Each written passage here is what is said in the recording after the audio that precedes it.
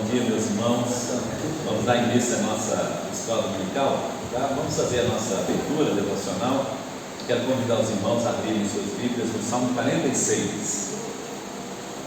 Salmo de número 46.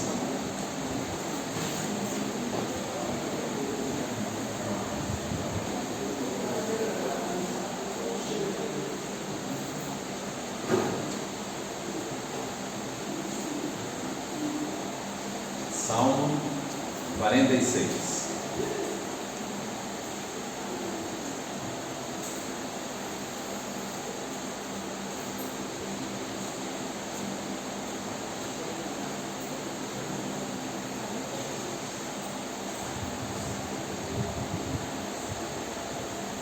Amém? O salmista diz assim: Deus é o nosso refúgio e fortaleza, socorro bem presente nas tribulações. Portanto, não temeremos, ainda que a terra se transforme e os montes se abalem no seio dos mares, ainda que as águas tumultuem e escurejem e na sua fúria os montes se estremeçam. Há um rio cujas correntes alegram a cidade de Deus, o santuário das moradas do Altíssimo. Deus está no meio dela, jamais será abalada. Deus ajudará desde antemanhã. Bramam nações, reinos se abalam, Ele faz ouvir a sua voz e a terra se dissolve. O Senhor dos exércitos está conosco, Deus de Jacó, nosso refúgio. Vinde, contemplai as obras do Senhor, que assolações efetuou na terra. Ele põe termo à guerra até os confins do mundo, quebra o arco e despedaça a lança, queima os carros no fogo. Aquietai-vos e sabei que eu sou Deus, sou exaltado entre as nações, sou exaltado na terra. O Senhor dos exércitos está conosco, o Deus de Jacó é o nosso refúgio. Amém. Deus abençoe o texto que nós temos. Irmãos, o ponto central do texto aqui é o salmista falando do cuidado de Deus com a nossa vida, né? Ele diz assim que Deus não impede que a gente passe por lutas e provações, mas Ele nos livra, Ele é socorro nas tribulações. Então, por isso, Ele diz, a gente não precisa temer. Se Deus é socorro, se Deus é fortaleza, nós não precisamos temer as coisas ruins que nos sobrevêm, porque Deus está conosco. Aí o final diz: o Deus dos exércitos está conosco, Ele é o nosso refúgio. Então, se Deus está conosco, mesmo que passemos pelas lutas, é isso que o salmista está dizendo, mesmo que enfrentemos tribulações, nós não precisamos temer, porque Deus tem o controle de todas as coisas. Então nós podemos acalmar o nosso coração e saber que Deus está no controle. E mesmo que vierem coisas difíceis na nossa vida, nós podemos esperar no Senhor, confiar no Senhor. Isso não impede que nós tenhamos as nossas ações. É claro, que nós sejamos responsabilizados por aquilo que nós fazemos ou deixamos de fazer, que tenhamos que tomar atitudes, que às vezes são atitudes como meio que Deus usou para certas mudanças e circunstâncias da nossa vida. Mas, no fundo, não somos nós que fazemos, é Deus que faz através de nós. Deus usa os meios, mas Deus não está preso aos meios. Então, Deus usa o remédio para curar uma tribulação, uma luta que alguém está passando de saúde, mas Deus também pode não usar nada. Ele é soberano, Ele é Senhor, Ele é poderoso para fazer tudo isso e muito mais do que nós imaginamos. Por isso, então, o salmista diz assim: então, portanto, não temeremos, ainda que as coisas pareçam perder o controle, Deus não perdeu o controle delas. Amém? Vamos orar nesse momento. Irmãos, nós temos muitas pessoas na igreja enfermas, passando por lutas, dificuldades, amigos que nós temos orado, irmãos que nós temos visto, pessoas que tiveram perdas nessa semana. Então nós vamos dar uma oportunidade agora para a gente relacionar, falar aqui os pedidos de oração que a gente tem para a gente orar, Então vamos começar aqui com a Maquia. Da família. Então tá, vamos lá. Isso. Vamos orar. Saúde, Ronaldo. Luiz, saúde também. Isso. Mais alguém? Como é que está, Regina? assim? Vamos continuar orando por ela, né? Isso. Mais alguém daqui desse lado? Nilza, né?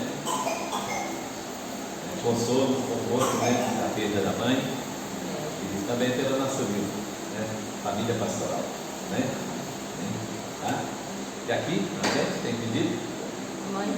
Saúde, dona Nina? Saúde. Né? Isso. Letícia? Pais esperando chikungunya. Oh, chikungunya. É. E Maia e Luísa? Os dois? É. Então vamos estar orando. É quem? Sua família. O seu Jonas pediu por uma senhora, né, que está com câncer na boca, chama Soraya. Vamos estar orando por ela. Isso.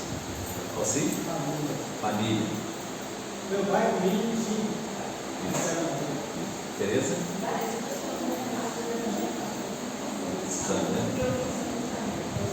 Vamos estar orando. Quando? Fazem? Tá. Vamos estar orando. Fala.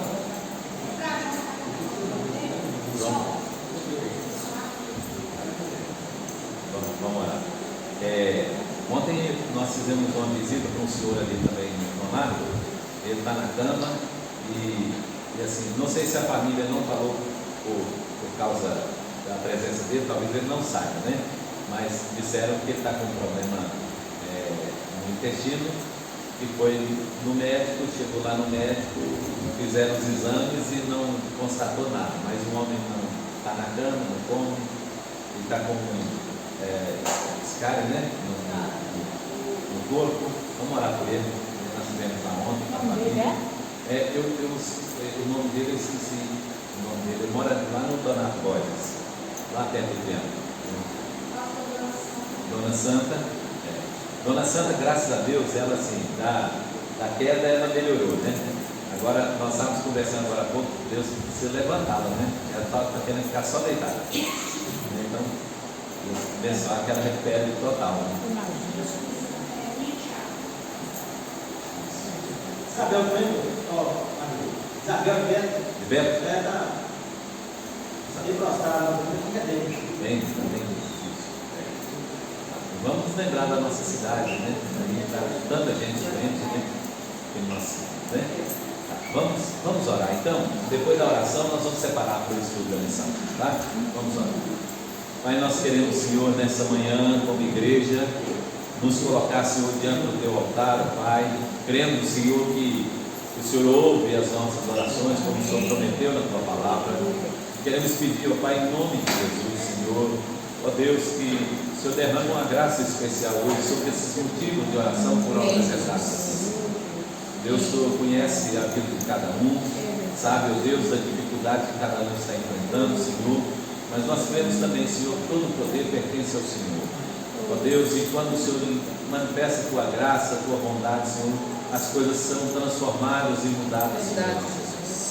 Por isso, Senhor, não temos outro a quem recorrer a não ser o Senhor. E colocamos, ó Deus, nossa vida, Senhor, nossa alma, Senhor, nas Tuas mãos nessa hora.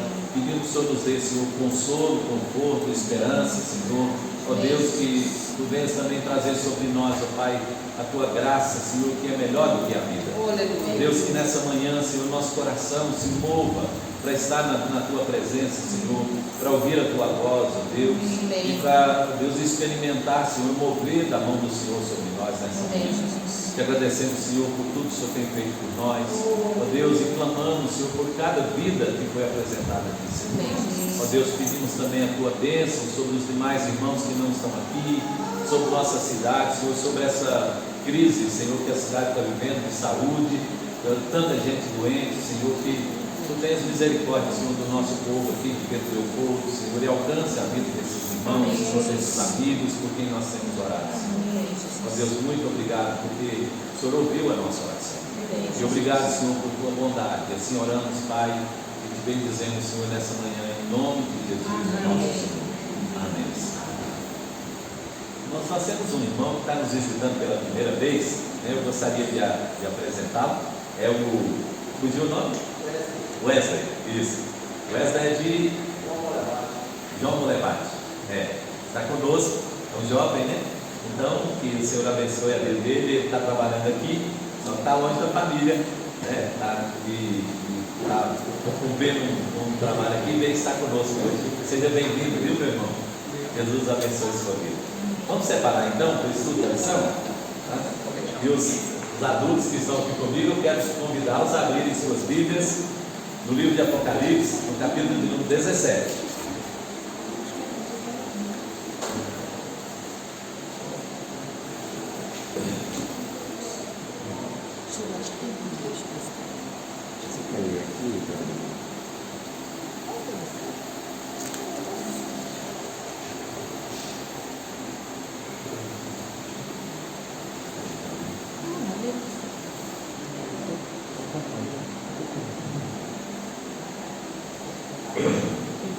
Apocalipse, capítulo de número 17, nós vamos ler a partir do versículo 1, nós vamos ler todo o capítulo, né? Capítulo 17 do livro de Apocalipse.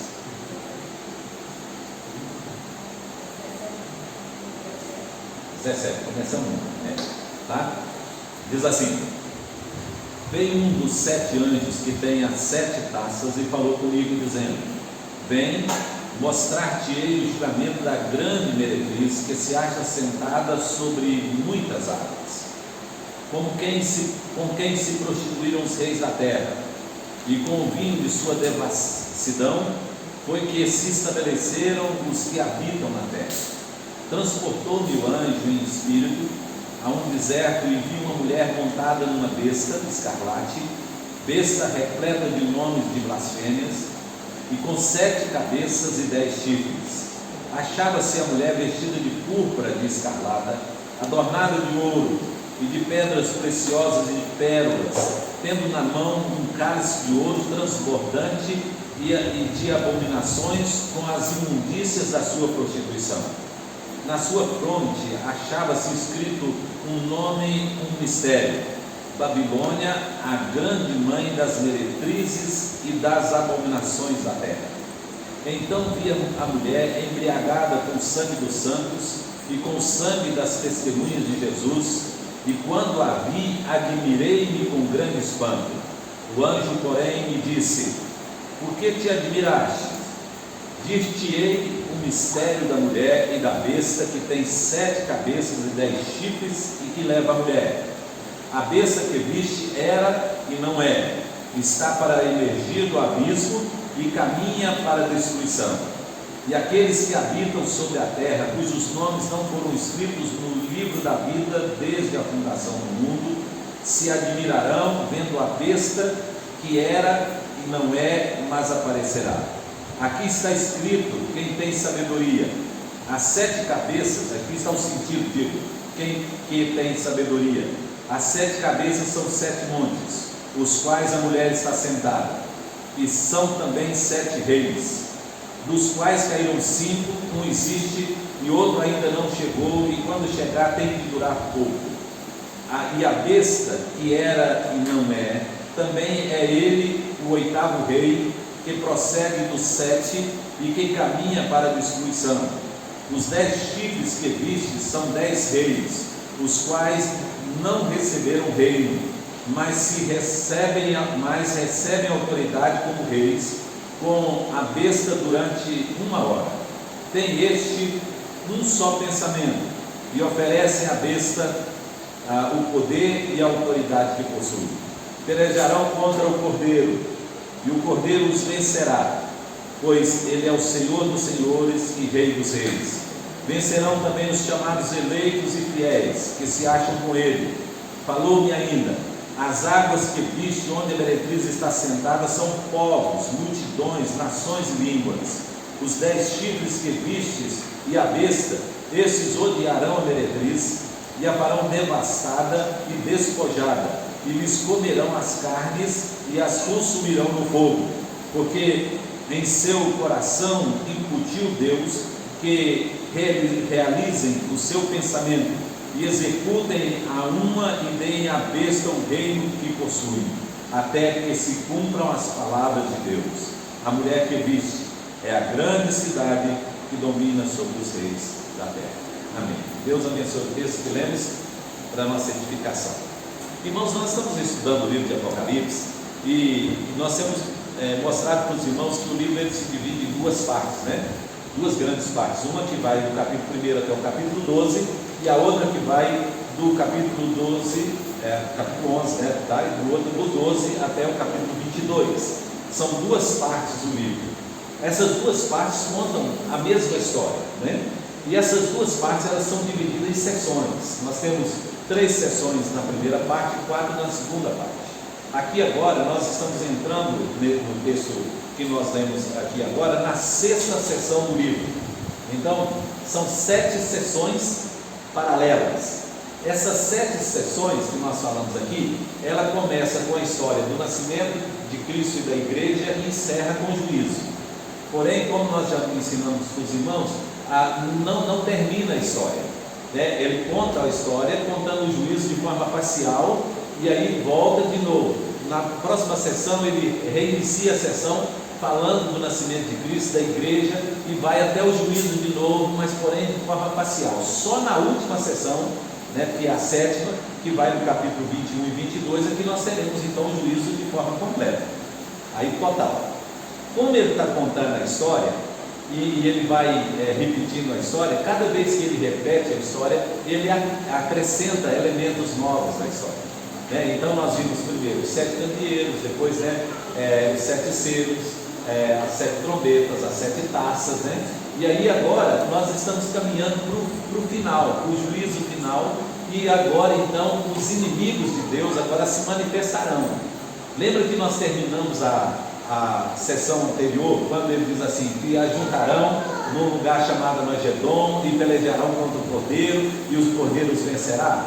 Aqui no final do capítulo aqui que nós lemos, conta de novo que eles se ajuntarão contra o cordeiro os vencerá e a igreja os vencerá, os santos, aqueles que foram selados, né, pelo selo do cordeiro, vencerá, né, a besta, o falso profeta, Satanás, seus anjos, né, e os inimigos de Deus. Então, na verdade, são 5 inimigos que se levantarão contra Cristo e contra a sua igreja e que serão vencidos, né?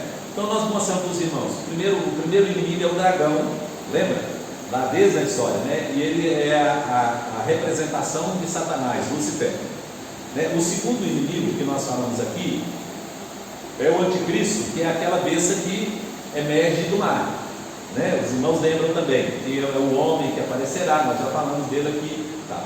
O terceiro inimigo é a besta que emerge da terra, que são os falso profeta, o que seduzirá as nações a adorarem a besta, que é o anticristo e o dragão.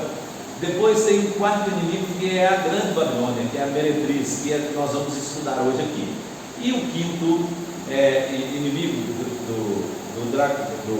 de Cristo, né, e da sua igreja, são os povos que foram seduzidos, né, por essa grande meretriz, que é essa igreja falsa.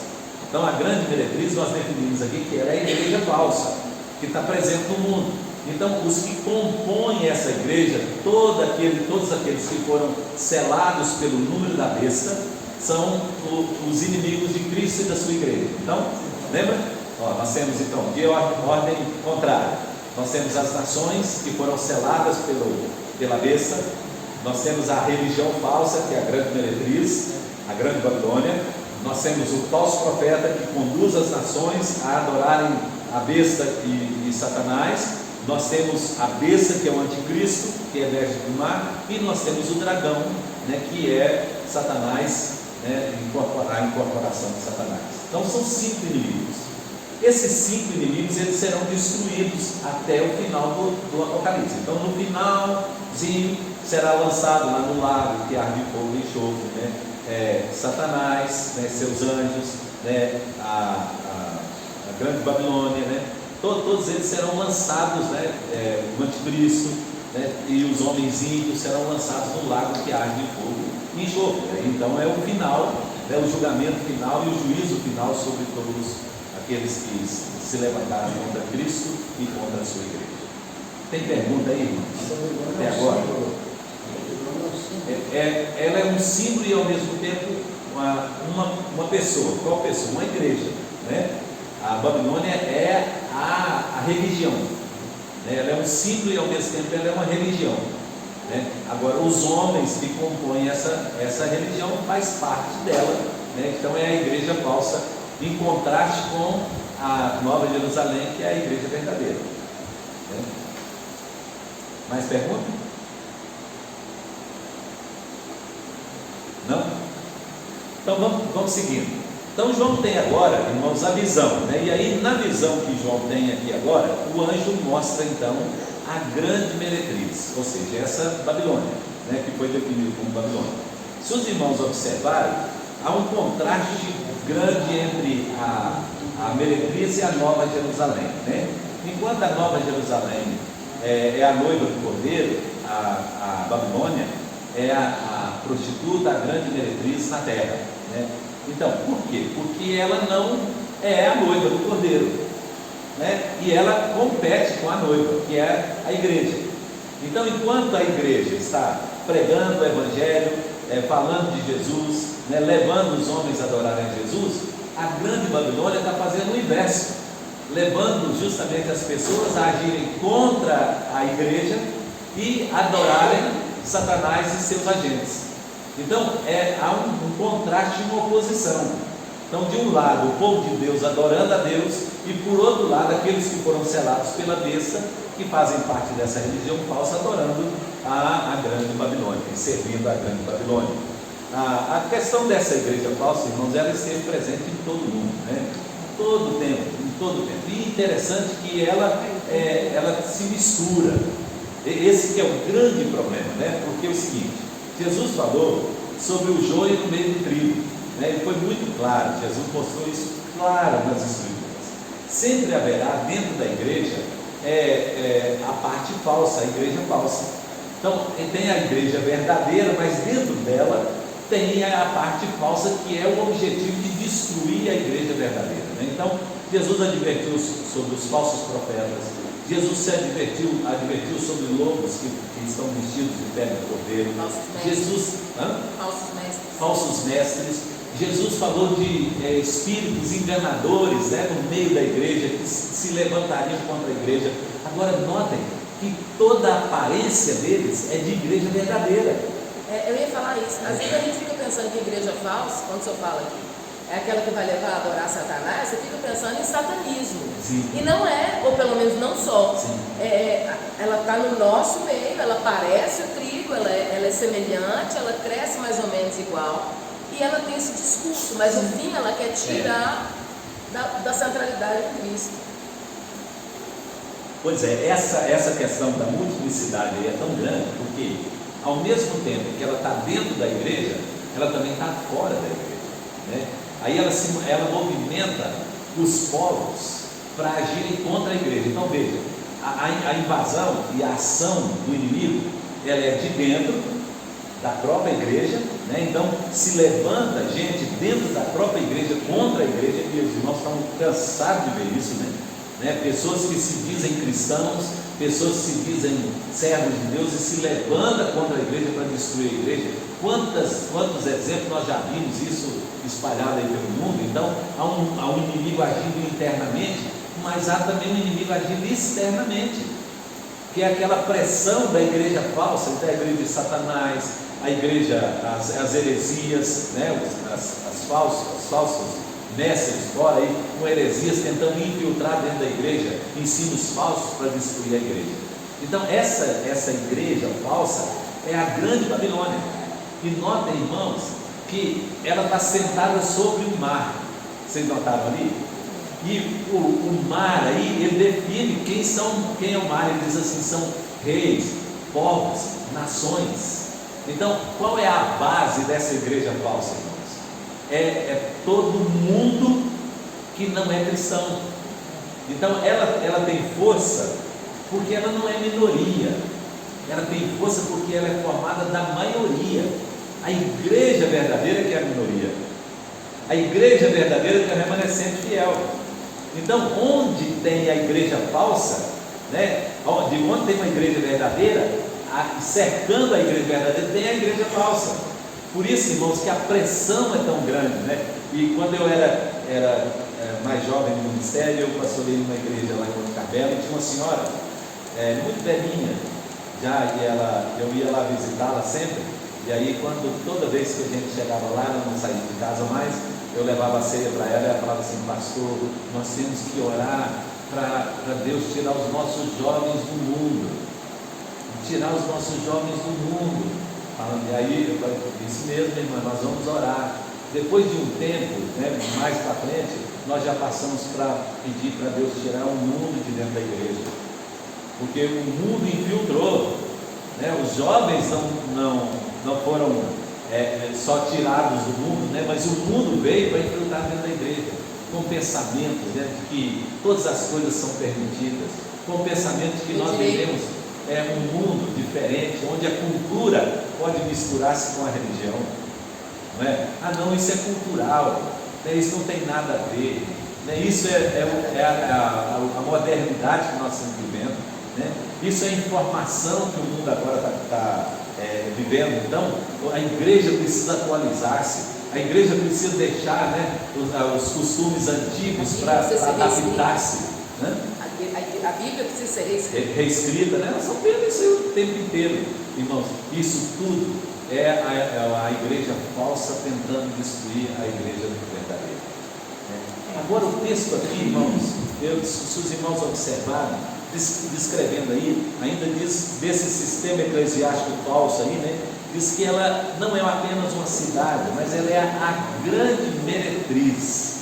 Então veja bem, há nas escrituras, irmãos, uma definição de prostituição cultural. Não sei se os irmãos já leram isso na Bíblia, tem várias vezes. Então, uma prostituição cultural, o que quer dizer isso? É quando alguém que é de Cristo deixa de ser fiel a Cristo e passa a se unir-se a outro sistema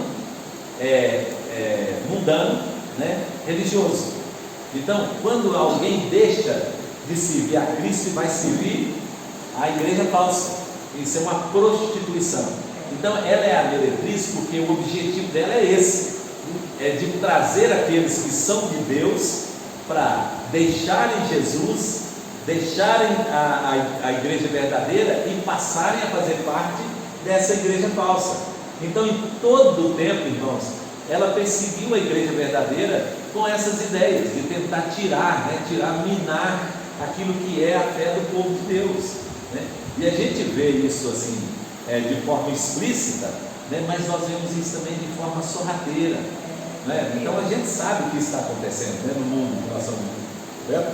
Pastor, eu já tive várias propostas de igreja, e não estou dizendo que elas são erradas, mas tem uma coisa que eu repito,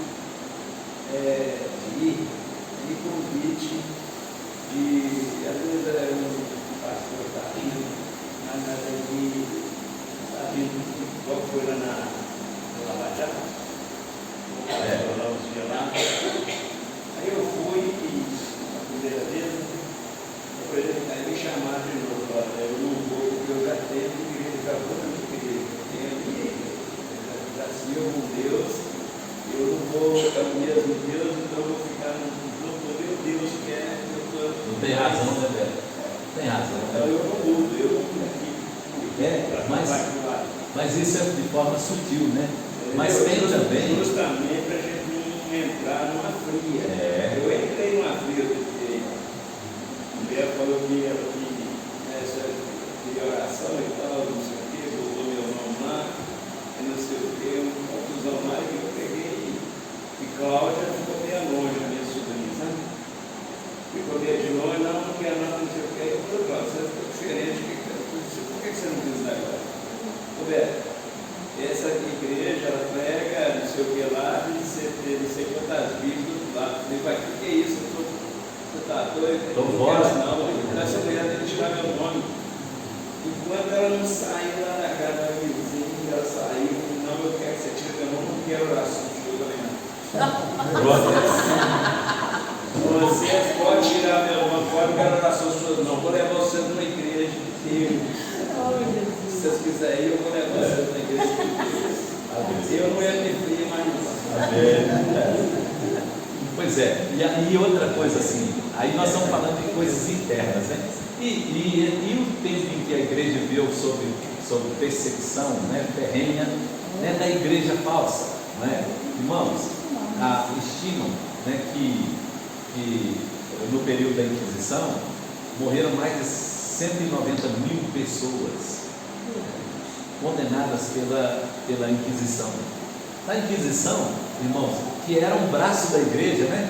Então, quase eles, né, foram da companhia chamada Companhia de Jesus, né, os jesuítas, né? São Inácio de Loyola, né? Então, que faziam parte da Inquisição. Naquele período negro da igreja, né, da história da igreja, então bastava assim, por exemplo, se eu tivesse alguma coisa contra o Beto, bastava que eu denunciasse. O Beto é feiticeiro. A igreja ia lá, a Inquisição ia lá, pegava o Beto, levava, prendia, torturava, até o Beto confessar que era feiticeiro mesmo, ou ia ser condenado, morto, né, porque ele confessou que era. E não adiantava arrepender também. Não tinha sentido, né? Então, irmãos, tudo isso foi um braço dessa igreja falsa dentro da igreja para poder matar os cristãos, né? Destruir os cristãos. Quantos morreram, né, na defesa da fé? Quantos foram aqueles que foram sacrificados por temer a Deus, né? Porque a igreja falsa perseguiu e matou. E aqui no texto, se os irmãos notaram, essa grande meretriz aqui, essa religião falsa, diz que ela está embriagada com o sangue dos santos e dos profetas e daqueles que foram selados pelo Cordeiro. Então mostra que muita gente morreu na mão dessa igreja falsa, né? Dessa igreja que é a grande meretriz, que tentou seduzir, né, a igreja verdadeira para seguir a igreja verdadeira. Outra coisa, irmãos, que diz aqui no texto que essa igreja é conhecida, versículo 4 diz que ela é conhecida pela sua riqueza. Ela veste de linho de púrpura, né? E tem diademas, né, de ouro e de pedras preciosas sobre a cabeça. Então, mostrando a luxúria, a riqueza dessa igreja, né? E é mesmo, irmãos, é a igreja que compõe o mundo, né? Então, todo mundo, né, mantém e sustenta a religião falsa. Então, por isso ela é a igreja verdadeira, ela é a igreja rica, né? Então, ou seja, a igreja que tem a riqueza como a base da sua existência, né? Enquanto tiver gente nessa igreja, que multidão, né? Todos os reis da terra, todos os homens, né? Quando ela está em cima do mar, aqui falando que a base dela então é reis, povos, nações, né? Então ela tem mesmo o domínio e ela tem mesmo o governo sobre tudo, né? Nessa época de João aqui, os primeiros cristãos, né, acharam que o sistema papal romano era, né, a base dessa igreja, né, falsa, né, que estava vivendo aí, né, nesse período, né? Mas são suposições, né, não tem comprovação, né? Mas a outra coisa que ela também é, além de ser uma igreja luxuosa, né, ou seja, vivendo na riqueza, ela também é conhecida pela sua sedução. Olha o versículo 4 e o versículo 5, ele diz assim, ó, no versículo 4 e 5: achava-se a mulher vestida de púrpura escarlada, adornada de ouro e de pedras preciosas e de pérolas, tendo na mão um cálice transbordante de abominações, imundícias e prostituição. Na sua fonte achava escrita um nome, um mistério: Babilônia, a grande mãe das meretrizes e das abominações da terra. Então, é a igreja conhecida pela sua sedução, seduzia, a heresia, o liberalismo, o sincretismo, né? Tudo fazendo parte dessa igreja. Mas também, no versículo 6, ela mostra que ela é conhecida pela sua violência. Olha o versículo 6, diz assim: então vi a mulher embriagada, com o sangue dos santos, o sangue das testemunhas de Jesus, e quando a vi, admirei-me com grande espanto, diz João, né? Porque ela estava embriagada não de vinho, ela estava embriagada de sangue. Então é a igreja falsa que estava matando e bebendo o sangue dos santos, né? E destruindo, né, a igreja. Então é aquela que sempre se opõe à igreja verdadeira, né? É a que quer destruir a noiva do Cordeiro, né? Que quer destruir os crentes em toda a história. Também, irmãos, mostra que ela está associada à besta que é o anticristo, né? O versículo 3 diz assim, ó: transportou-me o anjo em espírito a um deserto e vi a mulher montada numa besta. Então, se ela estava montada na besta, quer dizer que ela estava associada a ela, né? Ou seja, ao anticristo. Então a igreja, ela não só compõe todos aqueles que não fazem parte do povo de Deus, mas ela também está associada com o anticristo, né? Então, ou seja, juntos eles operam, né? E o objetivo, esse movimento perseguidor anticristão aí, durante toda a história, é destruir o povo de Deus e destruir a igreja do Senhor Jesus Cristo, que é a igreja verdadeira, né? Outra descrição da besta, do verso 7 em diante até o verso 17, João diz que ela emergiu do mar, né? Agora é da besta, descrição da besta. Essa besta aí, que emergiu, irmãos, ela começando no verso 7 aí, né? Diz que tem 7 cabeças e 10 chifres, né? E que levava a mulher.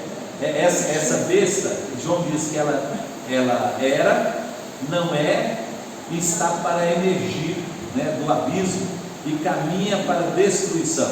E aqueles que habitam sobre a terra, os cujos nomes não foram escritos no livro da vida, desde a fundação do mundo, se admirarão vendo a besta que era, não é e aparecerá. Então há um mistério aqui nas palavras de João, né?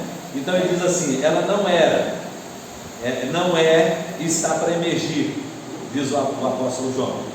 Então isso significa o seguinte, que ela não existia, né? Ela não era, né? Como é que começa aí? Ela era.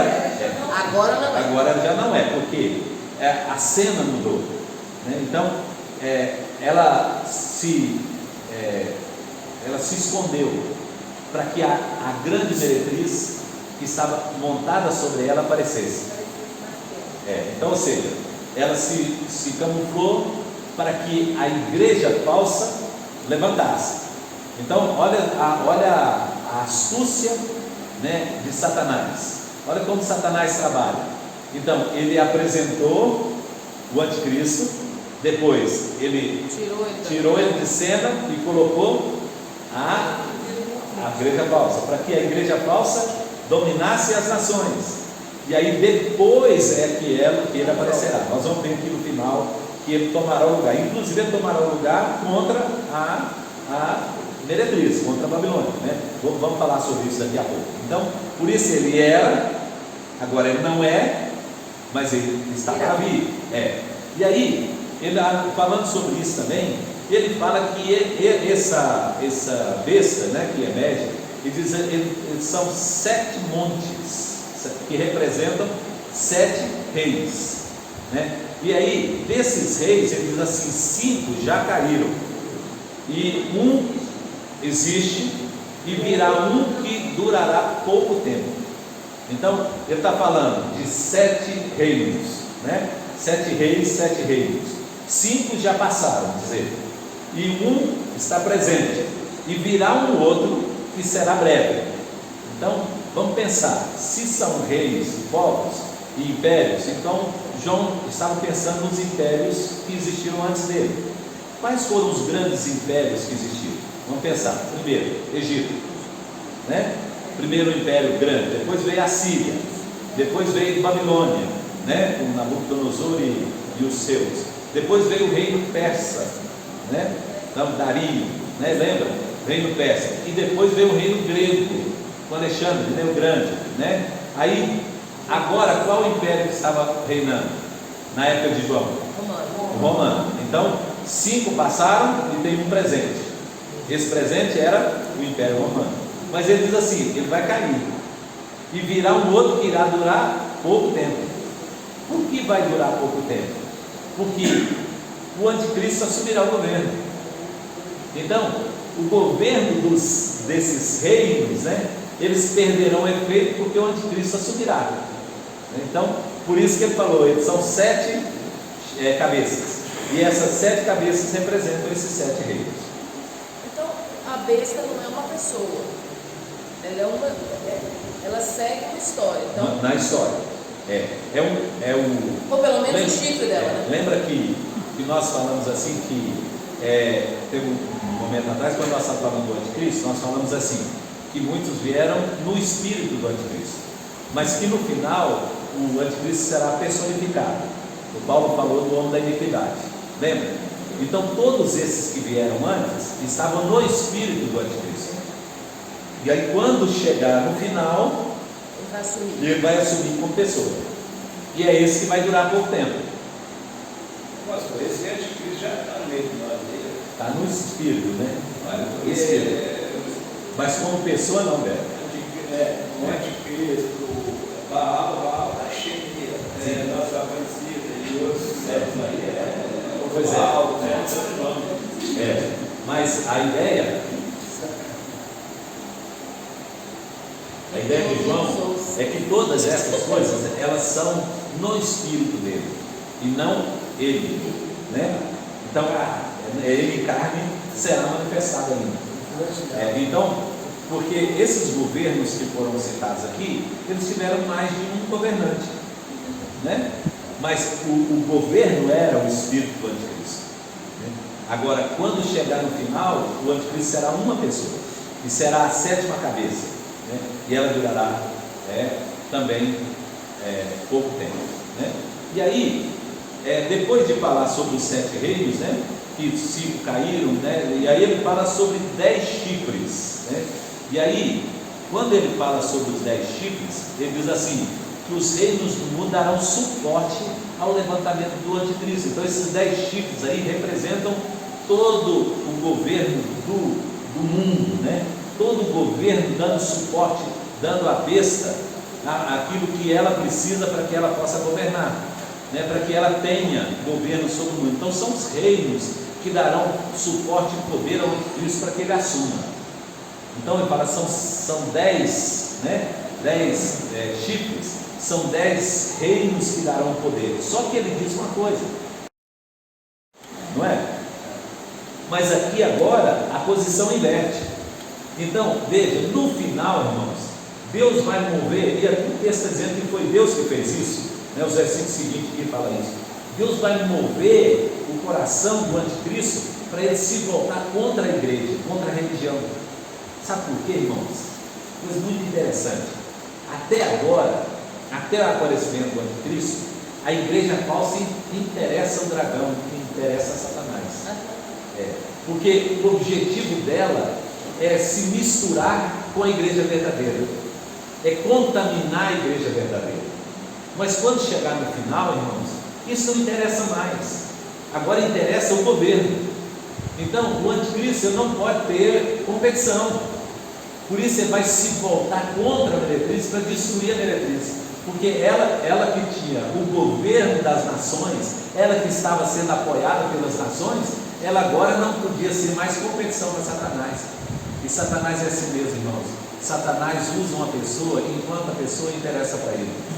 A partir do momento em que ela não mais interessa, então Satanás despreza e abandona, e o estado final da pessoa é terrível, irmãos.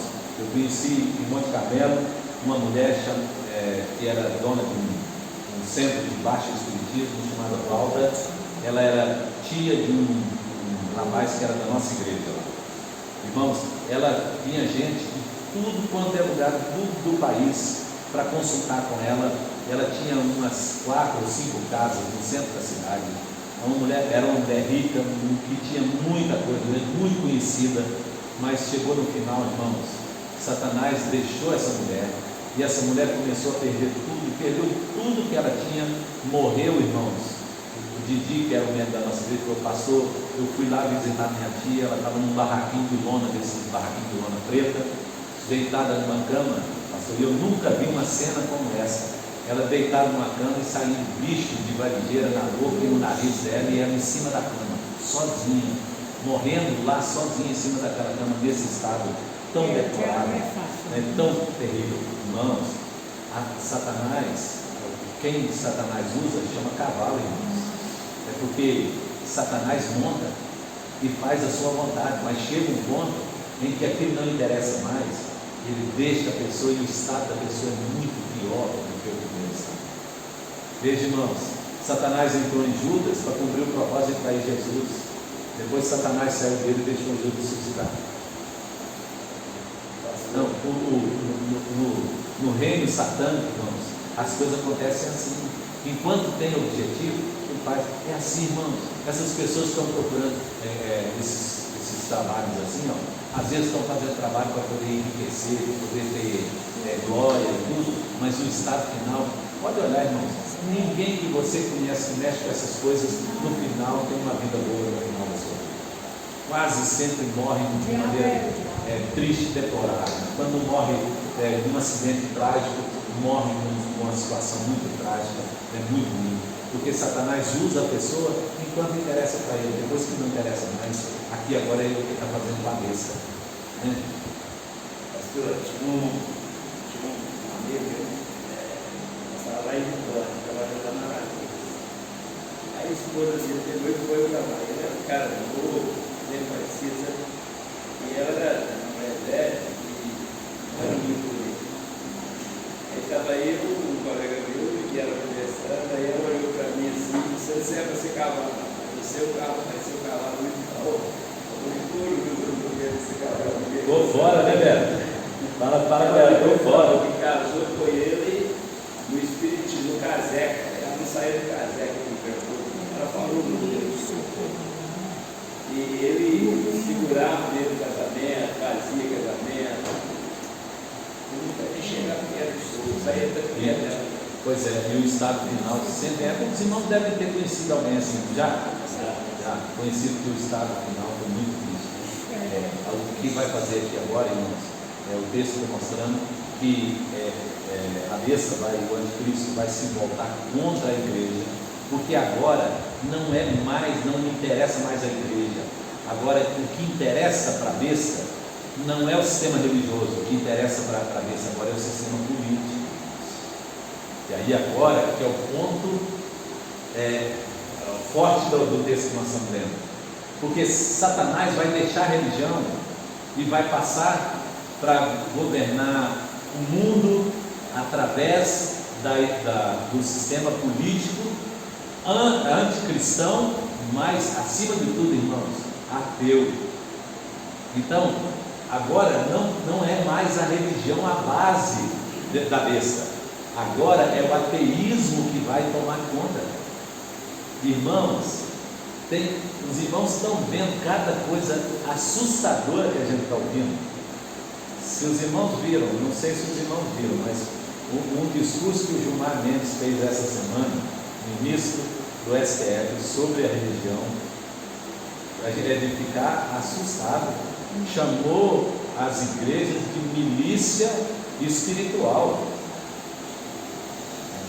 E olha, irmãos, o mundo está querendo destruir a igreja, e é um mundo ateu, um mundo que não acredita em Deus, e está querendo destruir a igreja, está se levantando para isso, né? Então será a base do anticristo.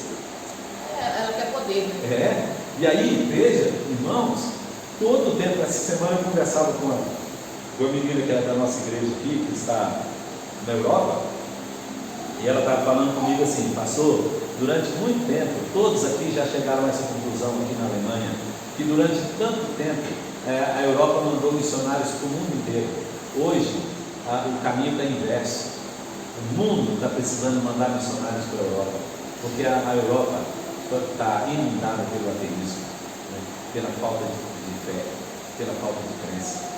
Então, irmãos, o mundo está virando para esse lado, né? E aí, assim, o que vai permanecer, irmãos? Vai permanecer aqueles que são selados pelo Cordeiro, né? Quem não é de Cristo, irmãos, vai se voltar tudo agora contra Cristo. E aí, enquanto ainda era uma religião falsa, poderia ter uma influência na vida do povo de Deus, mas aqui agora será de forma declarada e dividida, né? Ou seja, de um lado estará Cristo e os seus, e do outro lado estará a besta e os seus. E aí então pelejarão contra o Cordeiro. Pastor, eu vou fazer uma pergunta, todo mundo tem vontade de saber. João, por isso quem crê no Filho tem a vida eterna. Porque todavia se mantém rebelde contra o Filho, não verá a vida, mas sobre ele permanece a ira de Deus. Agora, como a pessoa científica e fala, tem um moço na internet, tem muito seguidor, né? Que é contra a venda, eu esqueci o nome dele. Sim. E esse trabalho, me parece que tudo que eles ensinam é coisa contra a igreja. Há muitos anos que eles estão agindo assim, né? A pessoa às vezes acha que é influente, né? E outra coisa é a simplicidade, não sei se é por ignorância. Por exemplo, a pessoa sabe quem é Jesus, mas não valoriza Jesus, né? Tipo, por exemplo, não entregar a vida a Jesus. Sim. Tipo catolicismo. Sim, sim. É por ignorância Sim. essa pessoa. E por ignorância e por falta do toque do Espírito, né? Porque quem convence o homem? É o Espírito de Deus, né? Não é o homem, né? Nós pregamos o Evangelho, mas quem coloca arrependimento no coração é Deus. Então, né, enquanto Deus não colocar o Espírito Santo, a pessoa não vai converter. Agora dentro da igreja tem esses que estão com o objetivo de destruir a igreja, e às vezes não percebem, e é um braço do anticristo. Esses que se levantam contra a igreja é um braço do anticristo, né? Seja o nome que der, né? Pode ser alguém que já esteve dizendo ser cristão, né? Pode ser pessoas, e quanto maior a influência, maior o estrago, né? Então, e aí, Jesus falou que é necessário que venha o escândalo também. Para quê?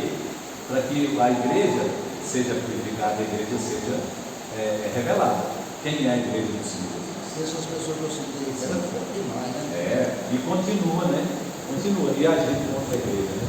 Então, irmãos, quem age contra a igreja está no espírito do anticristo. Não é? E não é contra Cristo. Então, quem está agindo contra a igreja está agindo contra Cristo, não é?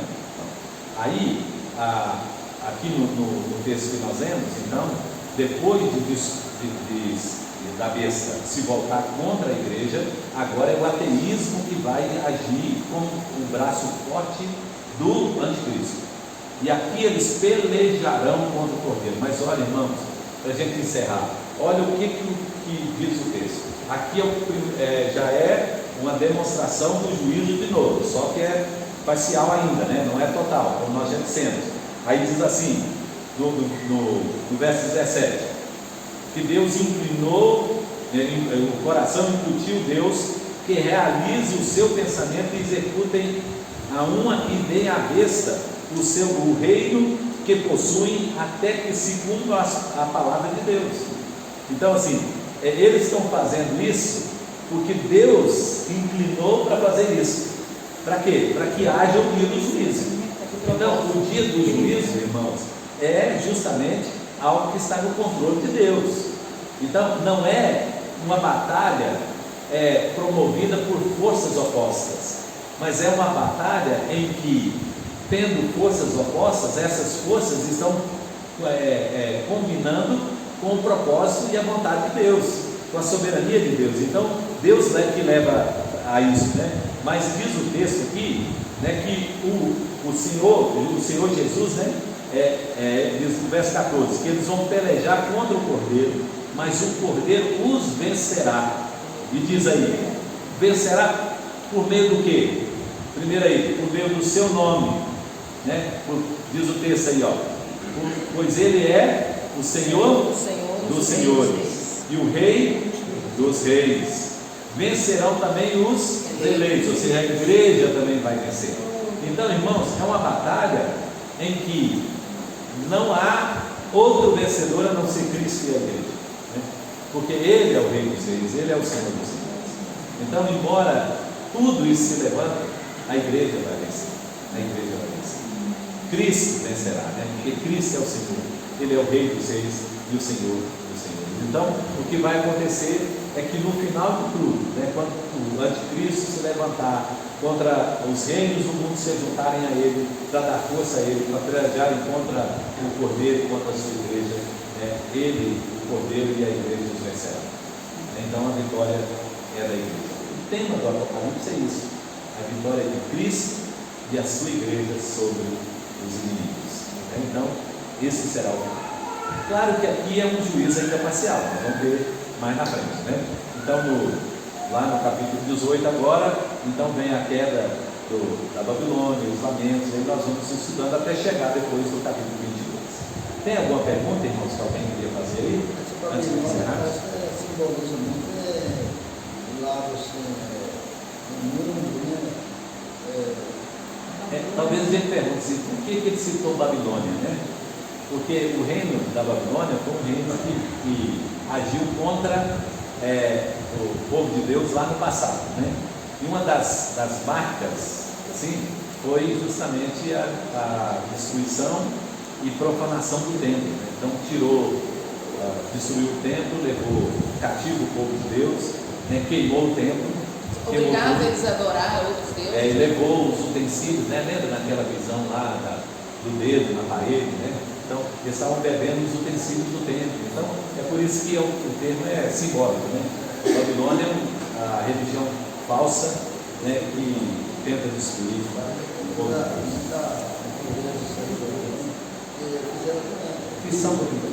Que são as religiões antigas, né? As religiões antigas. Pastor, a gente olha assim, a questão desses reinos, todos eles lutaram contra o povo de Deus de alguma forma. O Egito escravizou, Babilônia fez isso, tomou. Mas isso também era juízo sim, não, era correção de Deus, disciplina de Deus sobre o povo rebelde também. Porém, a gente tem que lembrar o seguinte, gente, isso aqui é muito importante, queria ter a atenção de todos os irmãos nessa palavra aqui, nessa pergunta de Deus. Assim, nós somos afligidos, né? Nós somos afligidos por alguns motivos, tá? Então, primeiro, nós somos afligidos, passando por aflições como consequência das nossas atitudes. Muitas vezes a gente faz coisa errada e aí a gente acaba sendo afligido, né? Segundo, nós somos afligidos, irmãos, por causa da maldade de outros. Às vezes outros, nós não fizemos nada e se levantam contra nós e afligem. Então, por permissão de Deus, outros nos afligem, né? Terceira coisa, nós somos afligidos com o propósito de Deus. E aqui é o que eu queria pensar com os irmãos. Deus não nos castiga, né? Deus nos corrige. Então, toda aflição que é vinda com o propósito de Deus para a nossa vida, toda ela cumpre um objetivo na nossa vida. E esse objetivo é restaurar, trazer de volta o que estava extraviando, corrigir o manto, né? Lembra? Então a Bíblia fala isso. Então ela é disciplina de Deus para a nossa vida. Quando uma aflição vem com característica de juízo, sempre o é para revelação daquilo que Deus fará no último dia. Então vamos pensar, todos os juízos de Deus no Velho Testamento, todos eles vieram para apontar para esse grande dia. Então vamos pensar dos reinos que foram atingidos, né? Lá desde o princípio, Sodoma e Gomorra, Deus puniu o pecado das pessoas lá, não foi? Então, sodomismo, né, era um termo usado, né, para homossexualismo, né? Então, vem lá de Sodoma. Deus destruiu a cidade por causa da imoralidade da cidade. Então, no último dia, Deus vai destruir o mundo por causa da perversidade e imoralidade do mundo. Então, Sodoma aponta para onde? Para o juízo final. Aí você vem no Egito, né? Chega no Egito, o povo de Deus escravizado. Deus liberta o povo e aplica o juízo sobre o Egito. Qual é a figura disso no último dia, gente? Então, a igreja que foi afligida e maltratada, Deus liberta a igreja e pune com juízo. Está vendo que aponta? Sempre aponta. Aí vem Noé, nós pulamos Noé, né? Noé foi antes do Egito, né? Noé, então, Deus libertou, salvou Noé e sua família, Deus puniu os ímpios. Então, apontou para onde? O juízo, né? Então, quem está em Cristo está na arca, né? Então está salvo. Quem não está em Cristo sofre o juízo. Está vendo que sempre aponta? Então, por isso que a gente não fala assim que Deus castiga a crente, né? Deus não castiga a crente, Deus corrige a crente, Deus castiga ímpio, né? Então, quando a gente vê um crente sofrendo, ou ele está dentro da correção de Deus, dentro do propósito de Deus, ou ele está sendo afligido por alguém que é ímpio, que é mal, que está. Mas ainda assim é uma permissão de Sim, Deus. tudo E é, ainda assim tudo é um processo de ensino. Sempre, sempre. Ou é por questão de falta nossa mesmo, né? Mas não castigo, né? Disciplina. Disciplina, Tem correção. uma pessoa que não confiança em Deus, né? Que as circunstâncias da vida, é uma pessoa insegura, com medo, né? Igual nesses tempos aí de muita doença, muita cura, política, muita coisa. A pessoa, às vezes, fica sem confiança em Deus, achando que com medo do futuro, né? E Deus nunca deixou faltar nada. A pessoa perde confiança em Deus, achando que Deus vai abandonar. Davi fala que agradece a Deus por ter passado pela aflição. Daí não aprendeu, né? Salmo 119 fala, foi bom eu ter passado. Passado pela aflição. Nenhuma disciplina, irmãos, com efeito, ela é agradável, né? Na hora de passar por ela. Mas quanto aos propósitos, né? Quanto ao propósito de Deus, ela é boa, né? Porque a vontade de Deus, ela é sempre boa, agradável e perfeita. Pedro diz assim, que a gente precisa ser contristado por várias provações para que a nossa fé, mais preciosa do que o ouro, se revele. Então a tribulação, o sofrimento, às vezes ele tem como objetivo revelar a nossa fé. Estou sofrendo, mas eu continuo crente. Tinha um colega que ligava para ele de vez em quando e perguntava assim, e aí, como é que está? Ele falou assim, continuo crente. Continuo crente. É assim, né? Estou passando por luta, mas continuo crente. Não deixe Deus. Vamos terminar? Vamos ficar em pé, vamos receber a bênção. E aí nós terminamos. Logo mais à noite, nós teremos o culto, né? 18 horas, né? Nosso culto, tá? Mas nós te agradecemos, Senhor, por estarmos aqui, pela bênção de poder estudar a Tua palavra. Amém. Agora, Senhor, nos despeça em paz. Que a graça do nosso Senhor e Salvador Jesus Cristo, o amor de Deus, nosso Pai, e a comunhão do Santo Espírito esteja sobre todos nós, hoje e para todos sempre. Amém. Deus abençoe a todos e nós temos um bom dia, viu?